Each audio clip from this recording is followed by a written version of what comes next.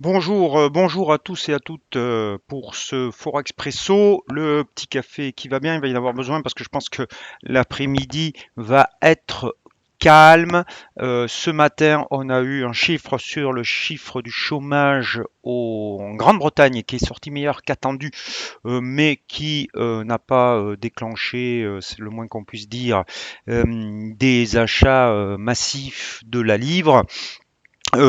Pourquoi? Parce que, bien sûr, vous le savez, j'en ai parlé hier, il y a à partir de demain une guirlande de réunions de banques centrales, à commencer par la première d'entre elles, la Fed, et il y aura aussi des chiffres qui seront publiés. On aura notamment dès demain matin l'inflation au Royaume-Uni, on aura ensuite l'inflation au Canada, les ventes au détail aux États-Unis.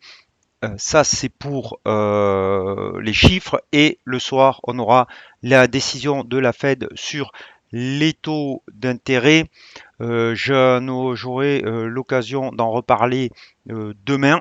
J'en ai parlé déjà hier lors de ce même Fort Expresso.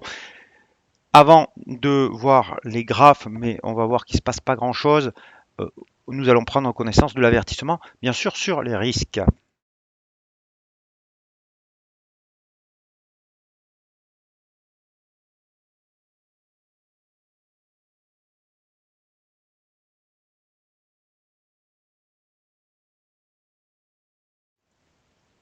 Voilà, donc à l'écran, le indice dollar, comme d'habitude, où vous voyez qu'il ne se passe pas grand-chose, hein. On a monté un petit peu hier et aujourd'hui on rebaisse.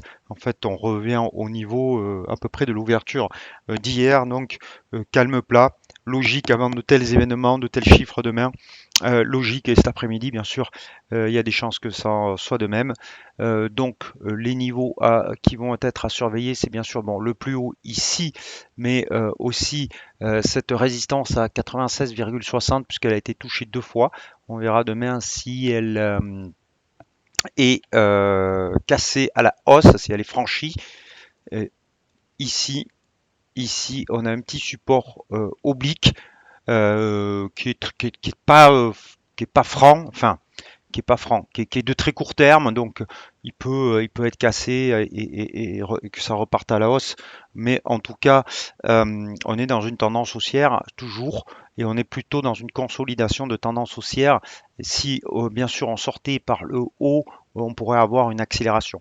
Pour sortir par le haut, quand même, il va falloir que la Fed change, enfin, c'est pas qu'elle change de ton, parce qu'elle a déjà changé de ton la dernière fois, mais qu'elle soit encore plus agressive sur la marche vers une politique plus restrictive.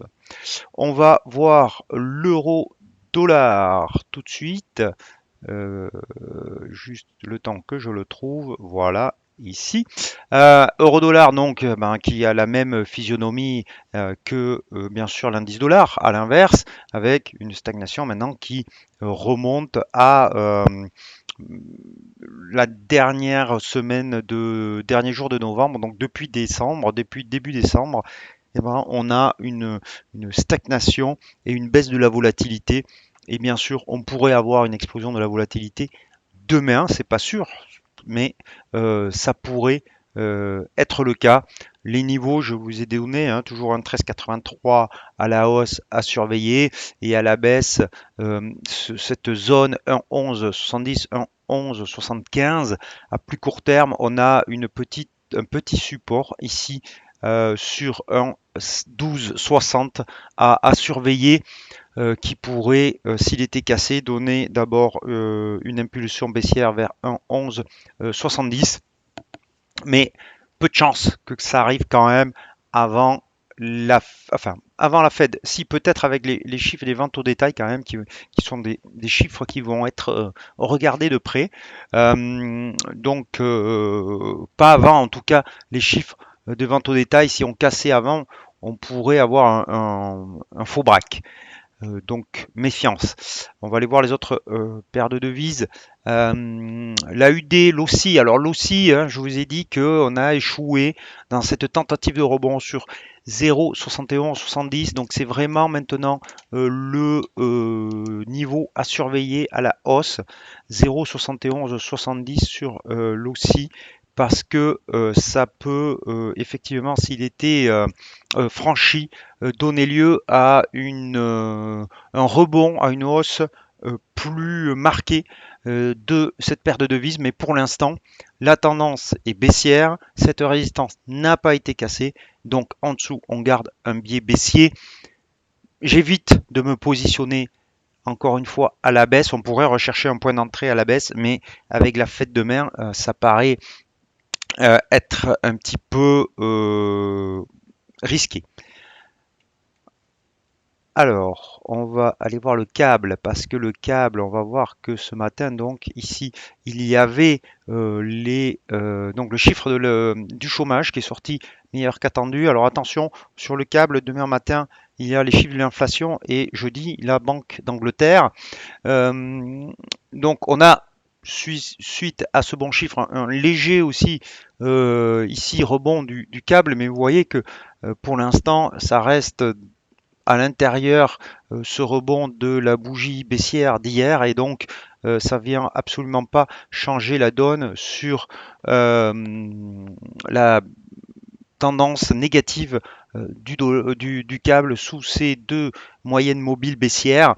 Et on a ici 1,3275 à surveiller à la hausse et ça serait le premier palier à franchir pour inverser ou pour la tendance ou en tout cas pour donner des velléités de reprise vers 1,3370 et c'est vraiment 1,3370 qui est le point à mon avis pivot entre un rebond plus durable sur le câble parce, et inverser un petit peu la tendance baissière qui prédomine, qui prévaut toujours tant qu'on reste sous ce niveau de 1,3370. C'est-à-dire que même si on dépassait les 1,3275, pour moi la tendance ne serait pas encore invalidée, on serait dans une phase de rebond technique à l'intérieur de cette tendance baissière. Le kiwi, on l'a vu hier. Alors le kiwi intéressant quand même parce qu'il est en train de marquer un support sur 0,6737 et ce support, s'il arrive à tenir, pour aujourd'hui c'est bien parti, il pourrait engendrer un rebond.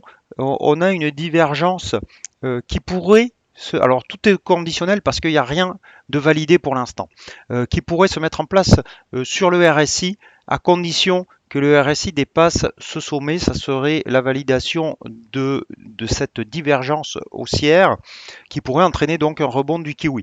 Mais pour l'instant, vous voyez que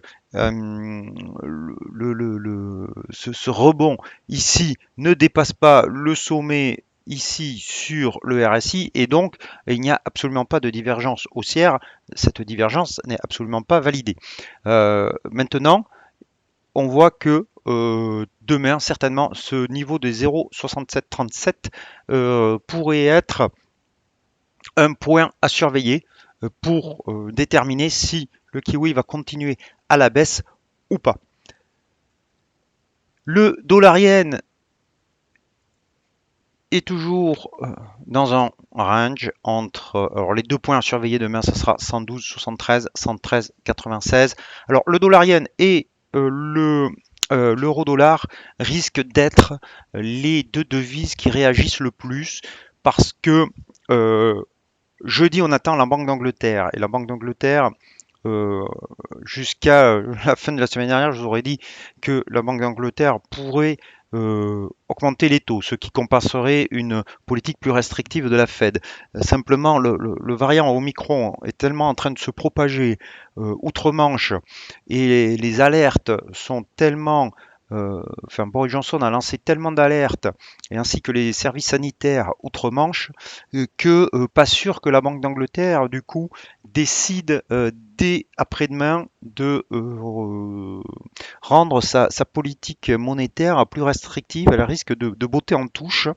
Euh, donc il y a une petite interrogation quand même sur ce que va faire la Banque d'Angleterre, même si demain les chiffres de l'inflation pourraient être déterminants. Donc demain matin, les chiffres d'inflation en Angleterre pourraient faire bouger le câble. Mais sur le yen et sur l'euro, on n'attend pas grand-chose de la Banque centrale européenne et encore moins de la Banque du Japon qui se réunit vendredi matin. Euh, alors, la Banque centrale européenne, si on attend que Christine Lagarde mette fin au programme d'urgence pour lutter contre la pandémie, mais à mon avis, ça ne sera pas suffisant pour déclencher un fort rebond de l'euro. Donc, si demain la Fed a un discours plus agressif sur la politique restrictive, l'eurodoll et le dollar yen sont, à mon avis, les plus à même de bouger et peut-être donc le câble si les chiffres de l'inflation demain matin sont pas très forts et si donc la Banque d'Angleterre décide de ne rien faire à cause de la variante Omicron. Mais ça, on le saura que jeudi, puisque la Banque d'Angleterre se réunit jeudi juste avant la Banque centrale européenne. Donc vous voyez, hein, quand on est sur une paire de devises et que les banques centrales se réunissent, il faut estimer ce que va faire la banque centrale d'une des deux devises, mais aussi voir si l'autre banque centrale va suivre, parce que si c'est le cas, bah, ça s'annule un petit peu. Voilà. Mais pour l'instant, on a quand même des distorsions entre, jusqu'à maintenant en tout cas, ce qui explique d'ailleurs la baisse de l'eurodoll. Il y avait des distorsions entre la politique de la Fed et de la BCE, et ça pourrait continuer, mais pour cela, il faut attendre le discours de demain. On va aller voir l'euro suisse parce que là aussi, la Banque nationale de Suisse se réunit jeudi. Donc jeudi, ça sera aussi une journée très chargée. On voit sur l'euro suisse ce trend très baissier avec ce petit rebond, mais qui n'a absolument pas été confirmé, a donc un niveau à 1,0456 sur l'euro suisse à surveiller. La Banque nationale de Suisse qui comment dire, s'inquiète ou n'apprécie guère cette forte appréciation du franc suisse. Donc on verra si dans leur discours ou dans les actes, ils font des appels pour pour montrer qu'elle va défendre ou qu'elle va contrer cette hausse du franc suisse. Donc il y aura peut-être un double discours à suivre qui là est lié au change et qui est lié directement à l'appréciation du franc suisse alors que les autres banques centrales se concentrent plutôt sur les taux et ne font guère de commentaires sur l'échange. Donc peut-être que la Banque nationale de Suisse fera aussi des commentaires sur le change et renforcera sa volonté de lutter contre l'appréciation du franc suisse. À voir jeudi. On sait qu'elle a déjà commencé à bouger les dépôts des banques auprès de la Banque centrale pour limiter la hausse du franc suisse la semaine dernière. Donc, est-ce qu'elle va aller plus loin? On saura ça jeudi. Ça sera un des enjeux de la réunion de la banque de la BNS. On va aller voir le Loonie parce que le Loonie là aussi intéressant. J'avais dit qu'il était en reprise haussière et qu'on avait ici un doji et une reprise. On aurait pu d'ailleurs prendre une position à la hausse. J'en avais parlé. Je ne sais pas si certains d'entre vous l'ont fait. Mais en tout cas, on arrive maintenant sur cette grosse zone de résistance hein, qui ici avait rejeté le Loonie, ici encore, ici à nouveau, et vous voyez que on freine un petit peu à l'approche de cette zone. Donc tout l'enjeu pour le Loonie, ça sera de voir sa réaction à l'approche de cette zone. Voilà ce que je peux vous dire aujourd'hui, donc pas vraiment d'avis tranché parce que c'est impossible d'en avoir et c'est extrêmement risqué d'avoir un avis tranché juste avant cette ribambelle de réunions de banque centrale. Alors bien sûr, c'est le calendrier qui veut ça, hein, parce que comme il y a les fêtes de Noël juste derrière, du coup, elles ont toutes décidé de se réunir la même semaine.